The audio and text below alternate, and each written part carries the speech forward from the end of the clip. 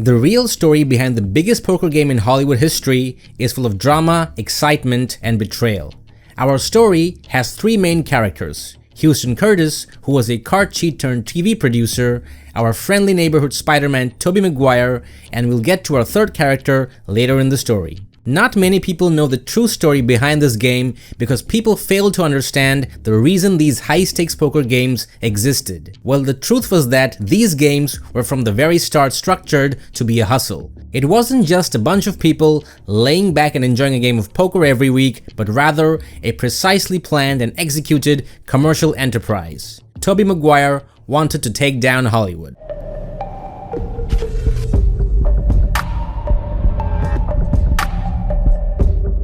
It all started the night Houston Curtis met Tobey Maguire at the Commerce Casino in Los Angeles in January of 2004 while playing high-stakes hold'em. Unbeknownst to Tobey, Houston Curtis had a long career as a sleight-of-hand expert scamming high-stakes games in LA. They didn't realize it at that time, but that night would change their lives forever.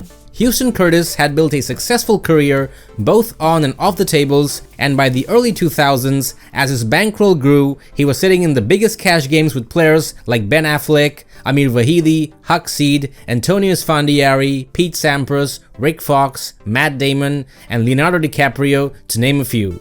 But he still wasn't satisfied and wanted the big score.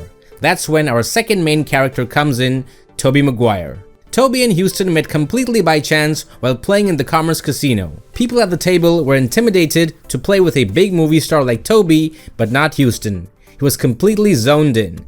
By the end of the night, they were both winners in the game and eventually became friends and exchanged contact numbers, and later Houston invited Toby to play in Reagan Silber's home game. Houston already had a plan set in motion in his mind, and he knew Toby would be the perfect partner to build a game around. People would pay a lot of money simply to sit with him because he was at that time a major movie star and he was smart and wealthy enough to keep the game running for a long time. Finally, the lure of the poker game brought Toby to Reagan Silber's game. To win the trust of Toby and to prove that Houston would be good for the game, he purposely lost some pots to Toby. Houston considered this as a long-term investment plan that was going to make both of them millions in fish money. After crushing Reagan's game many weeks in a row, their hunger grew and it was no longer enough for both of them, and they wanted even bigger games. Meanwhile, Tobey Maguire was evolving into a genuinely talented player, and they quickly saw the potential of working together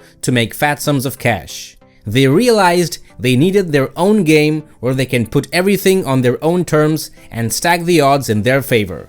Houston had a feeling that Toby knew what he was up to, but he did not say anything because he was also making some serious amounts of money on the expenses of the fish. Eventually, Toby set up a game at his mansion in the Hollywood Hills, and the action soon took a life of its own.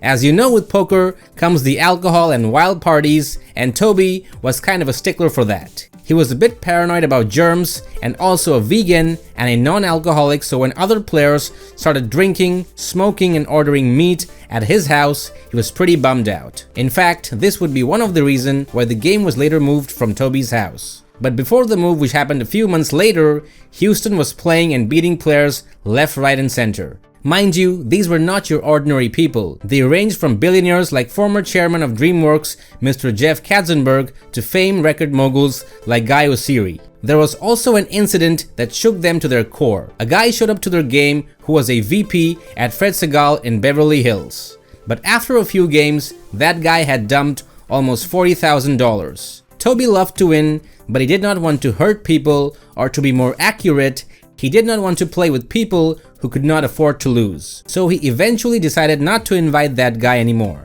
2 weeks later, they found out that that guy took his own life after he heard he was not invited anymore. They had practically devastated this guy's life between Toby drawing him to the game and Houston utterly cleaning him out. Poker is a brutal game by definition, and the best players only get to the top by being merciless with their opponents.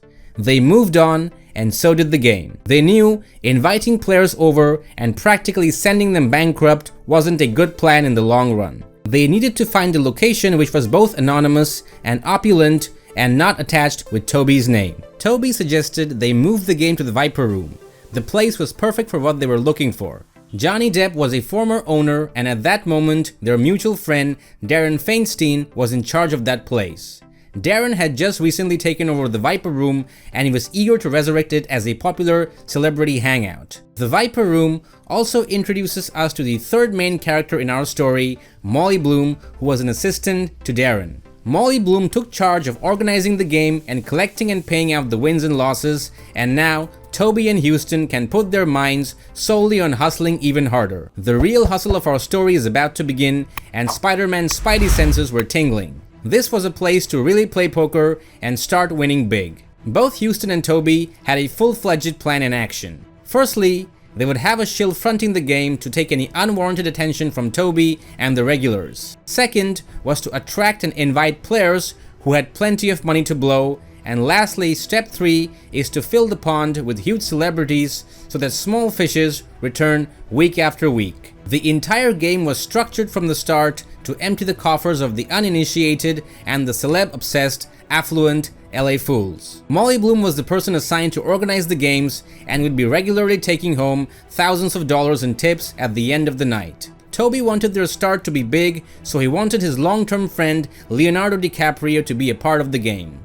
Leonardo was one of the biggest stars in Hollywood and would be the perfect bait to lure in fishes to play in their poker game. But for that to happen, Toby and Houston would have to stake Leo. Now you may be wondering, why does a guy whose net worth at that time was around $80 million need staking? Well, you see, Leonardo was not a fool and he knew why they wanted to invite him. So obviously, they will have to stake Leo because in turn, he was doing them a favor by being in their game and attracting dozens of unsuspecting fishes who wanted to say that they sat and played poker with Leonardo. So at last, their plan was ready. They had the venue, they had the game organizer Molly Bloom, and they had the bait to reel in the fish. The blinds of their previous game were max 50-100, but for the games in the Viper Room, the blinds were raised to 100-200 for some high-stakes action. Another genius move they pulled was to keep the minimum buy-in in at just $5,000, which means just 25 blinds. They figured that by making players buy in with a shorter stack would induce more action, and also it won't be too heavy on the pockets of their unsuspecting prey.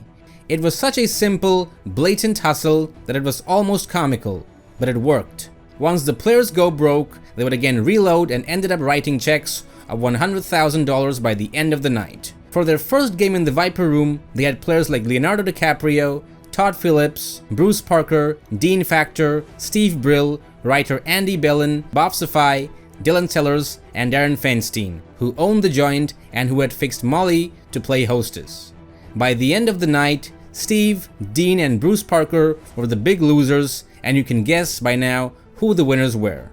Houston made the biggest single paycheck of his life, winning $80,000, and this was just the start. The fish were hooked, and they would return week after week for more. Week after week, it was the same story as Toby and Houston would almost felt everyone. They were becoming a money-making machine. On the Sunset Strip, the game was swiftly becoming the most talked about secret. Apart from the Viper Room, Houston also played in other poker games, and his schedule was full almost every week, but even he admitted that he had the most fun at the Viper Room, which had by far the best action. Every week, big personalities would show up, and in addition to giving action, they'd frequently bring a companion or two to watch as Hollywood's elite won or lost. While Houston was happy hustling folks like Bruce Parker's and Kevin Washington, Toby had bigger ambitions. Soon, even billionaires like Alec Gore's joined the game, along with multimillionaires like Larry Hahn and Casey Thompson. Casey Thompson was fast gaining a reputation as a crazy gambler in the high-stakes poker scene. He would play like a madman and would lose hundreds of thousands in the game. An interesting story was that one night, Casey and Toby were playing heads up in the villa, with Houston being the dealer. Casey was really drunk that night, so they thought it's a great chance to hustle him for a few $100,000. They started the night with $50,000 freeze-outs. After Toby won 3 freeze-outs in a row, logic would suggest that Casey quit for the night. But what happened was quite the opposite. Casey had the bright idea of playing $250,000 freeze-outs instead. At this point, Houston was feeling bad for Casey and wanted him to win some of his money back. As he was the dealer in the game and also a card mechanic, he decided to give Casey an edge by dealing him pocket aces. Toby did not know that Houston was a card mechanic and had exceptional skills in handling cards. This was probably the biggest secret that Houston had, and nobody knew of his skills, not even Toby.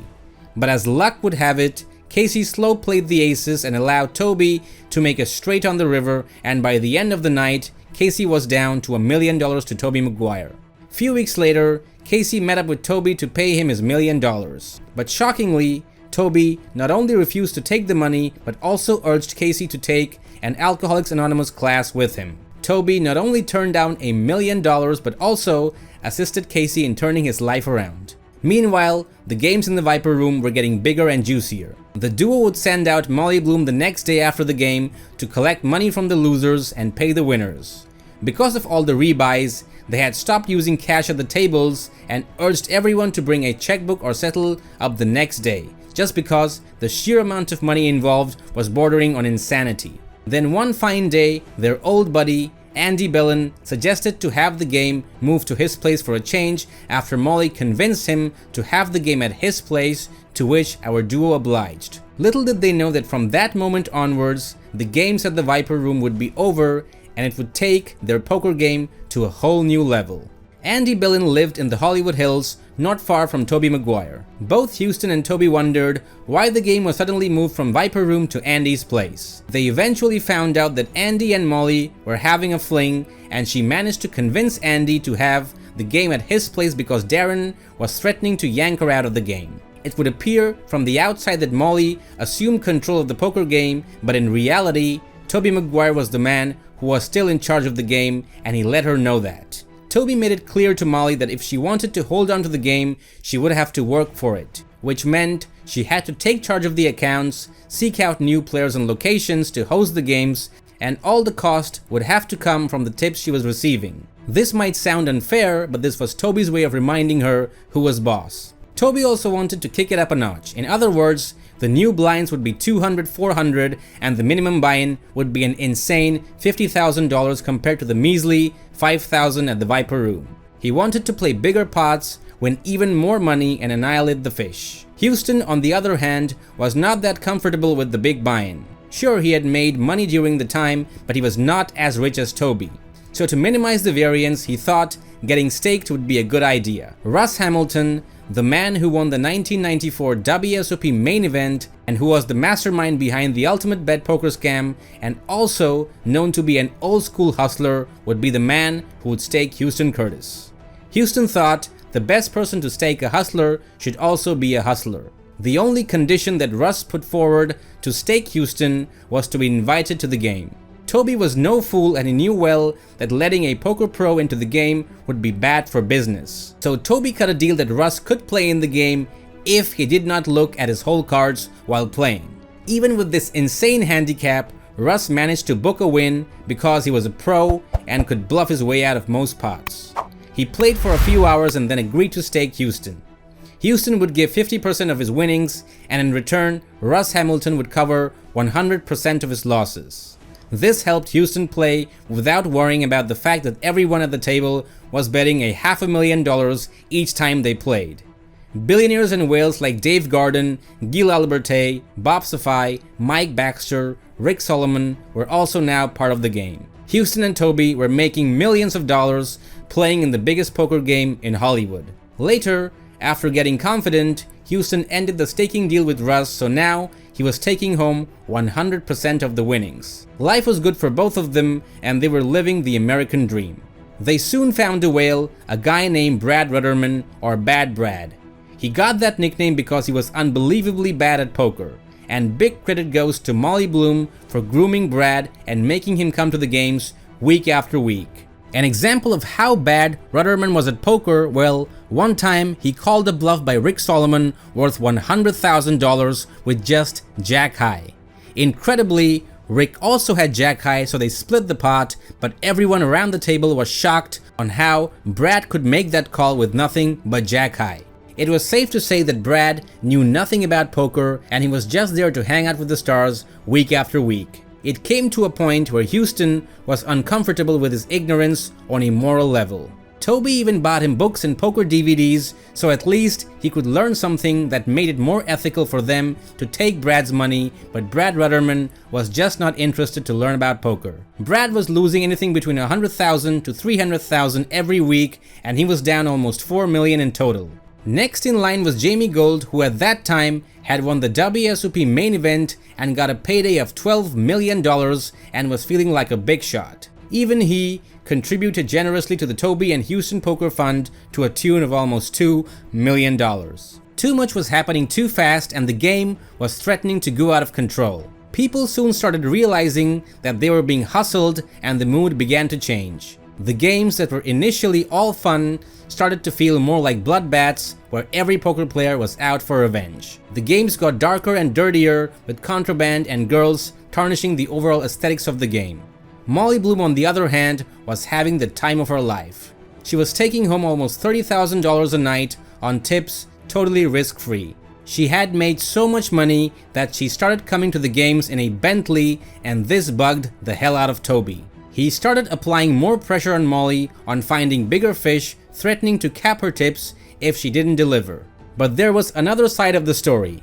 It turned out that Molly Bloom was in turn taking a share of the tips from the massage girls and even the dealer. She also started getting high and started to host wild parties, and this kind of behavior was not something that Houston expected from their poker hostess. Molly was fast becoming a threat to the reputation of the game. She began accepting bribes from rounders and strangers in order to let them play in the game, which was a betrayal of their trust. She did it not once, but many times, where she would invite pros to the game, telling them that they were amateurs. Not only that, she also instructed the dealer to rake the pots or else she would have him fired. Houston knew what was going on, but Toby didn't have much idea, and he did not want Molly to face the wrath of Toby if word of this got to his ears. Between Molly's foolishness and the ridiculous stakes, the game just wasn't as much fun anymore.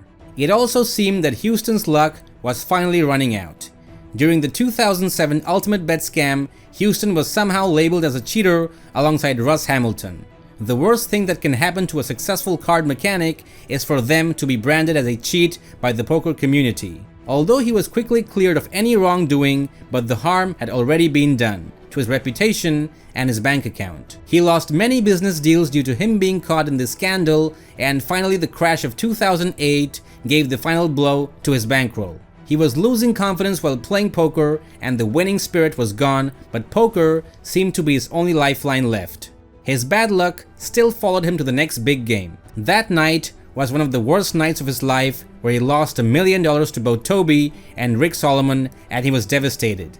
Houston was almost broke, and he realized only Spider-Man can help him at that point. Tobey Maguire, being a shrewd negotiator, decided to loan him $600,000 and also wanted 50% of his action for a year with no exposure to his losses, which meant that firstly, Houston had to pay back the $600,000, and then for a year, Toby would keep 50% of all profits made by Houston. It was an insane deal, but Houston had no other choice. From that point on, Toby basically owned Houston for a year. This was an example of Toby's dark side and his need to control people. That same dark side which on one occasion made Molly Bloom bark like a seal for tips. Houston eventually gained the confidence back and was playing good poker. In a month, he paid back Toby the $600,000, but sharing his profits for a year made him sick to his stomach. To make matters worse, Toby got rid of Molly Bloom by making her run games for one of his close friends, Cliff. It was a subtle way to fire her and also help her to get a new job in the process. She grudgingly accepted Toby's offer and boarded a plane for New York. The game's new location was now in billionaire Alec Gors's mega mansion. In that game, Alec also invited pros like Kenny Tran and David Pete aka Viffer, which seemed a bit odd. There was a possibility that Alec Gors was taking both Kenny and Viffer and planned on winning the money he had lost before, but there was no proof to this theory. Later, it was also found out that Alec had invited a pro to the game who wanted to switch decks in the game. Deck switching is usually a sign of cheating. Knowing this, Houston stopped playing at the game, even though there were still fishes in the game like Bad Brad, but he knew it was too much of a risk and the hustler inside him did not want it to get hustled. And then finally, something happened that would seal the fate of the greatest Hollywood poker game forever. In one of the games, Alec Gores had casually asked Bad Brad to pay him back the $10 million he had invested with him because he was liquidating some of his hedge fund investments. Brad assured him that it wouldn't be a problem and that he would have his money by the end of the week. After a week, when Brad did not show up with the money, Alec Gores got suspicious. The feds searched Brad's office the next week, discovering that he had been changing dollars into dimes for over a year and that his $50 million hedge fund had only $500,000 left. In other words, the money that Brad was dumping in the poker games actually belonged to his investors. After that, all the players who ever took Brad's money got a legal notice to pay back the money they acquired from Brad. Now you may be asking, how did the feds know that Brad had used that money to play poker? Well, it was Molly Bloom who gave up everyone's name in her deposition to save her jail time. From every spreadsheet that she ever maintained, the feds knew where each dime went. Since Brad stole the money, legally speaking, the money was never his in the first place, and therefore the courts could take back the money won by the players. The Hollywood poker game was finally dead, and all it took was Brad Rudderman and Molly Bloom to bring it to a screeching halt.